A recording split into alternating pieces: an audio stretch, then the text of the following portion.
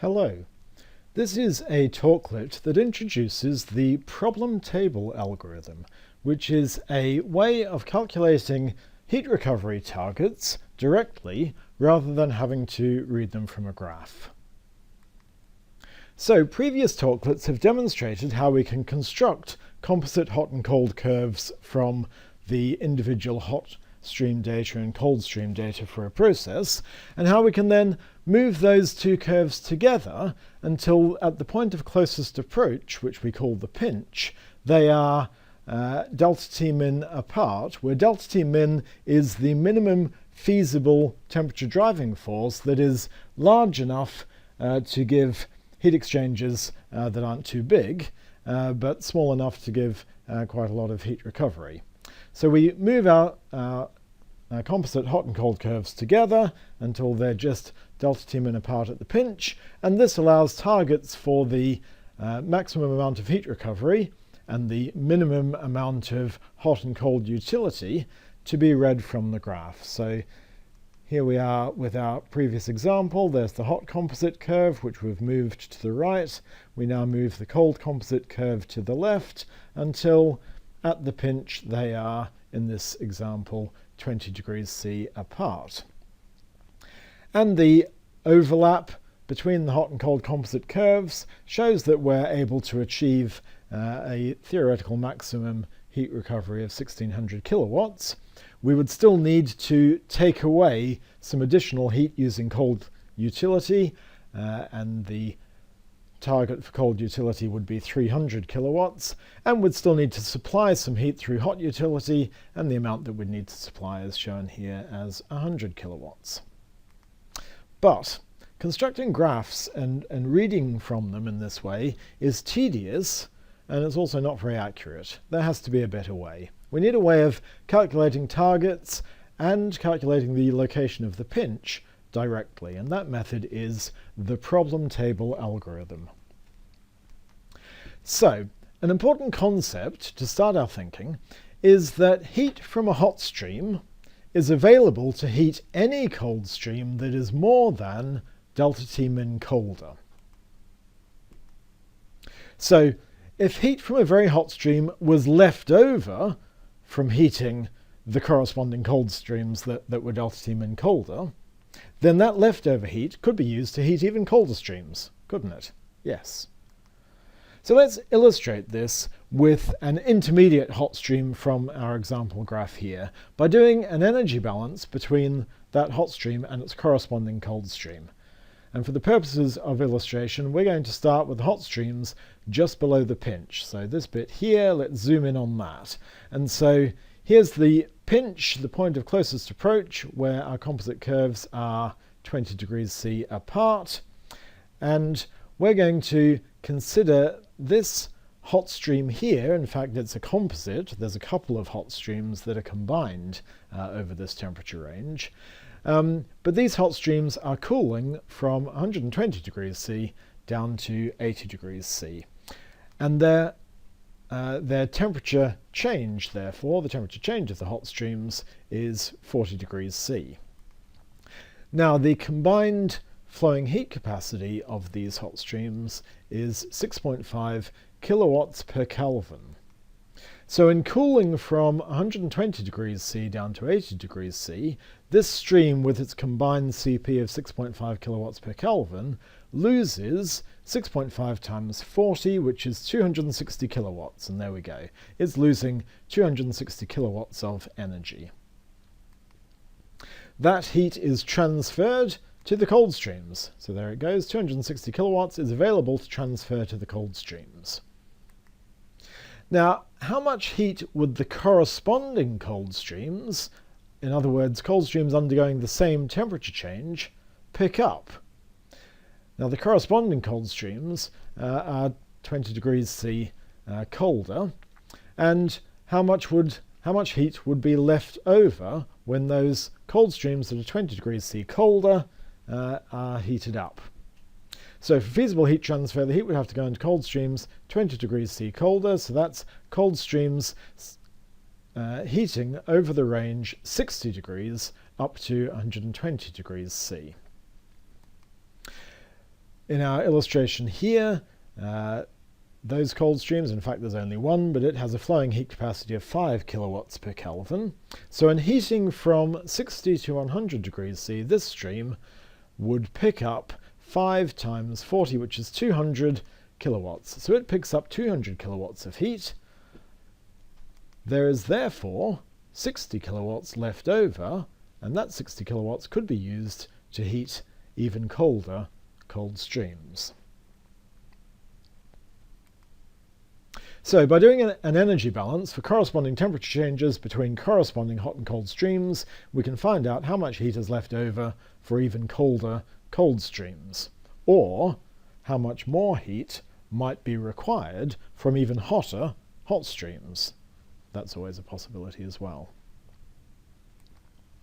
The equation that describes how much heat is left over, or how much heat is needed, from a temperature change in the hot streams and the same temperature change in the corresponding cold streams is delta H equals the sum of the flowing heat capacities of the hot streams times the temperature change of the hot streams, minus the sum of the flowing heat capacity of the cold streams minus the temperature change of the cold streams. Now, in doing the energy balances, the temperature changes of the hot and cold streams are the same, of course. That's how we've set it up. It's just that the two ends of the cold streams are delta T min colder than the corresponding ends of the hot streams. Because the energy balance only depends on temperature changes, we could shift the hot and/or the cold composite curves vertically to make the temperatures correspond, just in order to make the calculations a bit more convenient. We could, for example, shift the cold stream up by delta T min. Here it goes. This would make the two curves just touch at the pinch. There it is. And we could then divide the curves conveniently into temperature intervals, where the temperature intervals are defined by the supply and target temperatures of all the individual streams in the composite curves. So here they are, where these lines are all occurring at either the start or the end of a hot or a cold stream. And we know that at the pinch the temperature difference is actually delta T min, and everywhere else we know it's more than delta T min, so it's big enough for feasible heat transfer. Now, more commonly, rather than shift the cold composite curve all the way up to the hot curve, it's more common practice to shift both streams halfway. So we shift the hot composite curve down by half of delta T min. In our example, delta T min is 20 degrees C. So by moving all our hot temperatures down by 10 degrees C, we shift our hot curve down by half delta T min, and we shift the cold composite curve up by half of delta T min, up by 10 degrees in this example, again until they just touch at the pinch. And then once again we can define our temperature intervals according to wherever there is a change in the gradient of either the hot or the cold composite curve, because a change in the gradient occurs whenever a hot or a cold stream starts or ends. Now we can perform our energy balances more easily. That's the only reason we're doing this trick. We're shifting these temperatures just to allow the calculations to be performed a bit more conveniently. We just have to remember to convert our shifted temperatures back at the end. So the energy balance equation for each temperature interval now becomes delta H interval equals the sum of the Cp hot times the temperature change of the interval, delta T interval, minus the sum of the Cp cold minus delta T interval. The delta T interval is now the same for the hot and the cold streams, so we can put that together to give the energy balance equals sum of the Cp hot minus sum of the Cp cold times delta T of the interval. The calculation tells us how much heat is available to flow down from one interval into the next. In other words, how much heat flows across a given shifted temperature. Now we use an asterisk, T star, to indicate or to remind ourselves that we're dealing with shifted temperatures, and here they all are. So for the very top interval, from 270 down to 240 degrees C, we could say how much heat is available at that temperature to flow down to cold streams that are colder than 240 degrees C. In other words, how much heat is flowing across the 240 degrees C boundary. Now these calculations are most conveniently performed in a table like this. So on this table we've got our shifted temperatures that have been defined by the starting and end points, the supply and target temperatures of the hot and cold streams. And I've put here the information about each of the streams that is going into our hot composite curve and our cold composite curve. And then over on the right of the table here, this is where we'll do our calculations and additions and so on. So we start by putting the information for each of the streams on this table in this way. So here we're going to illustrate this for stream 1. Stream 1 is a hot stream that cools down from 240 degrees to 40 degrees. So we've in shifted temperatures, that corresponds to 230, because we subtract 10 degrees C from all of our hot stream temperatures. So in terms of shifted temperatures, stream 1 is cooling from 230 down to 30 degrees C. And in so doing, it has a flowing heat capacity of 4 kilowatts per Kelvin. Stream 2 is cooling from, it's another hot stream. It's cooling from 180 down to 120 degrees C. In terms of shifted temperatures, that corresponds to 170 all the way down to 110 degrees C, and its flowing heat capacity is 10 kilowatts per Kelvin. Stream 3 starts at 280 and ends up at 80, so in shifted temperatures it starts at 270 degrees C and cools all the way down to 70 degrees C.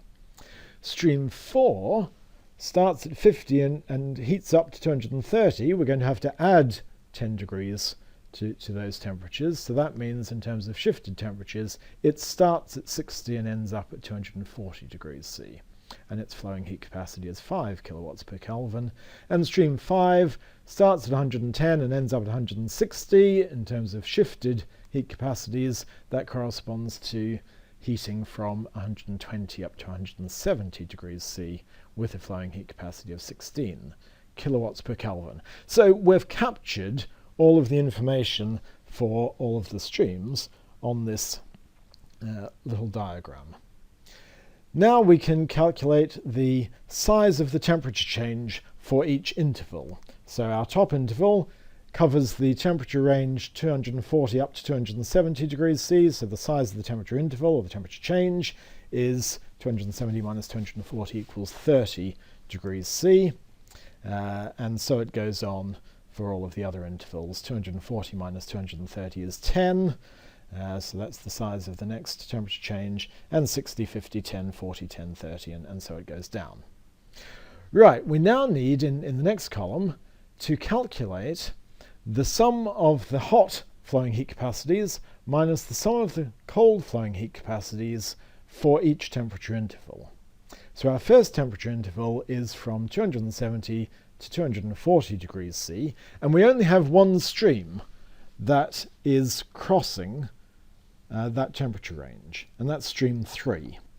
And stream 3 is a hot stream, and it has a flowing heat capacity of 2.5. So the sum of the hot stream flowing heat capacities is 2.5. The sum of the cold stream flowing heat capacities is 0. None of our cold streams cover that temperature range. And so the sum of CPH minus CPC, the sum of CPC, is 2.5 kilowatts per Kelvin. Right, for our next temperature range, it's from 240 down to 230. Two of our streams are crossing this range, stream 3 and stream 4. Stream 3 is a hot stream with a CP of 2.5. Stream 4 is a cold stream with a CP of 5. 2.5 minus 5 gives us minus 2.5 for our sum of the hot streams minus the sum of the cold stream flowing heat capacities.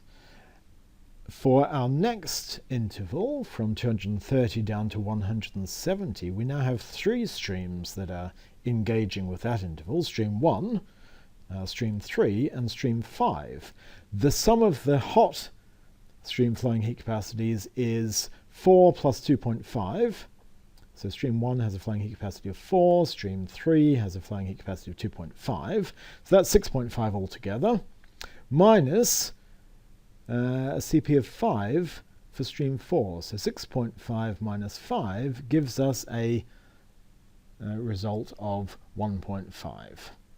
Right, similarly for our next interval, we've now got, goodness me, all 5 of the streams are involved in the next temperature interval, which is from 170 down to 120 degrees C. So the sum of the hot flowing heat capacities is 4 plus 10 plus 2.5, which is 16.5. The sum of the cold flowing heat capacities is 5 plus 16, which is 21. So 16.5 minus 21 gives us minus 4.5 there. And so it goes on for the remaining intervals, just doing those summations and subtractions. So we now know the sum of the hot flowing heat capacities minus the sum of the cold flowing heat capacities for each interval. We know the size of the temperature change for each interval. We can calculate the energy balance for that interval just by multiplying, in this case, 30 times 2.5 equals 75 kilowatts are left over from interval 1. From interval 2, there is a leftover of minus 25. In other words, interval 2 requires some heat. And so we go on all the way down the other intervals. We can now identify whether there is a surplus of heat from each interval or a deficit, whether it's got some heat left over or whether it requires some additional heat to be supplied. So our first temperature interval here, there's 75 kilowatts of heat left over, it's in surplus. Our next one requires an additional 25 kilowatts of heat, so it's in deficit. And so we go on down the rest of the table. Okay, we can now start to cascade heat that's left over from higher temperature intervals down to the lower temperature intervals. And we start our cascade by saying there's 0 heat going in at the top. So no heat is crossing the 270 degree line. There is, however, 75 kilowatts of heat available to flow down across the 240 degrees C temperature. By the time we get down to 230 degrees, however, some of that 75 kilowatts has been used up because this next temperature interval required 25. We've still got 50 left over, so we can cascade that down. And then the next temperature interval, we pick up an extra 90 kilowatts. So we've now got 50. This interval didn't need any. It's contributing another 90. We've now got a total of 140 to cascade down to the next temperature interval. However, this next temperature interval requires 225. Even with our 140, we're still 85 kilowatts short.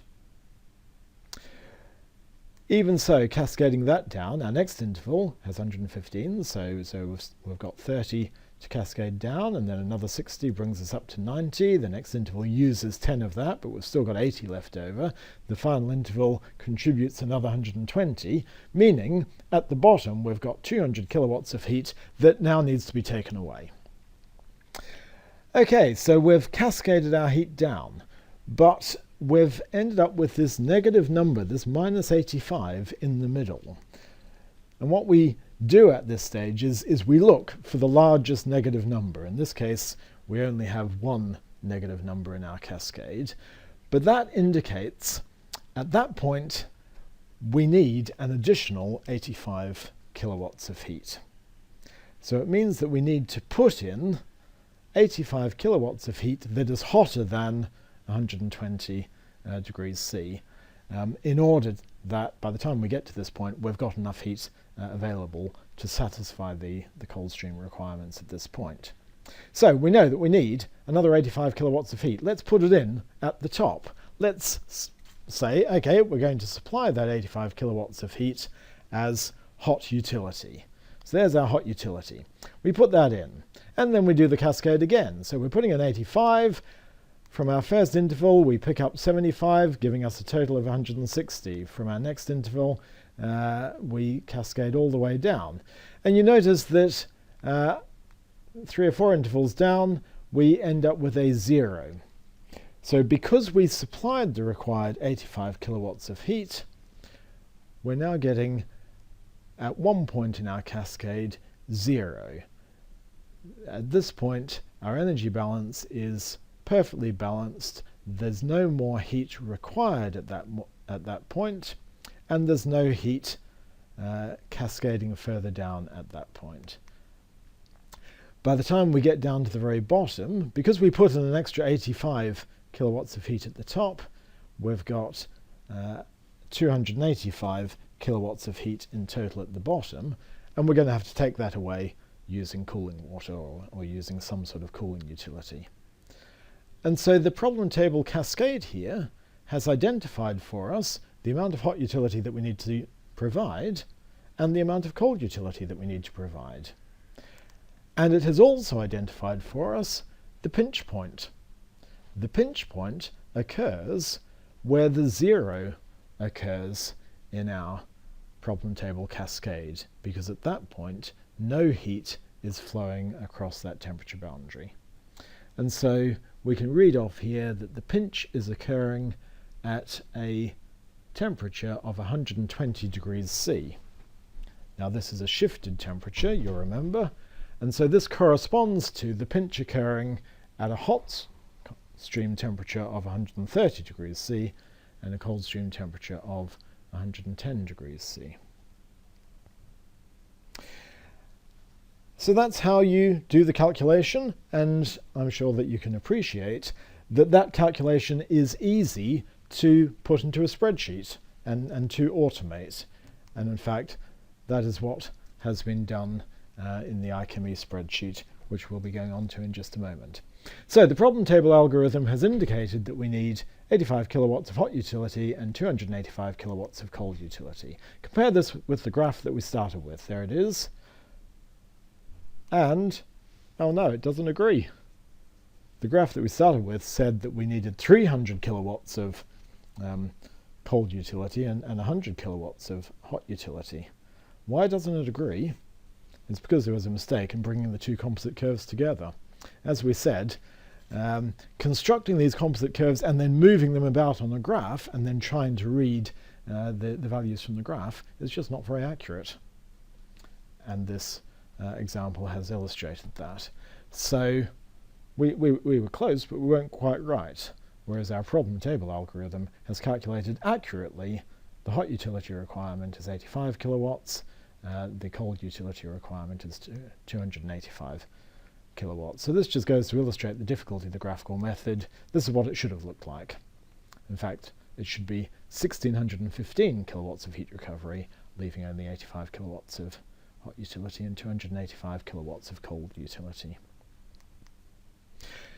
So as we say, this has illustrated how to do the calculations. It's also illustrated that it's possible to implement these calculations within a spreadsheet, and in fact this is what has been done with the iChemE pinch spreadsheet. And this example illustrates the use of the iChemE pinch spreadsheet for our particular data. So I've put in the hot stream data and the cold stream data. I've specified a delta T min of 20 degrees C, and the iChemE pinch spreadsheet has a number of tabs along the bottom, and so there's the tab that performs the problem table cascade, and you can see that it has identified the pinch at 120 degrees C and shifted temperatures, giving a hot pinch of 130 degrees, cold pinch of 110, hot utility of 85 kilowatts and cold utility of 285 kilowatts. It has a tab that shows the stream data plotted in a similar way to what we did in our table, and it's got a tab that shows the composite curves, in this case plotted on the shifted temperatures. There's also a tab in the iChemie spreadsheet that allows the grand composite curve to be calculated. And the data for the grand composite curve comes, of course, directly from the problem table algorithm. So, in summary, previously we've learned how construction of composite curves allows the minimum targets of hot and cold utility and the maximum possible heat recovery to be determined for a given value of delta T min, but that graphical constructions are tedious and inaccurate. So the problem table algorithm calculates the leftover heat between a hot stream temperature interval and its corresponding cold stream interval. This leftover heat is then cascaded down to lower temperatures, and the largest negative number indicates the required amount of additional hot utility. Putting this in makes that largest negative number become 0, and it also then allows the required amount of cold utility to be calculated. Where that largest number becomes 0 indicates the location of the pinch. And we use shifted temperatures to simplify the calculations. We shift the hot stream temperatures down by half of delta T min, and the cold stream temperatures up by half of delta T min, and we just have to remember to shift them back when we've finished our calculations. So this is more convenient and more accurate than graphical constructions, and we introduced the iChemie pinch spreadsheet, which implements the problem table algorithm in order to simplify the calculations.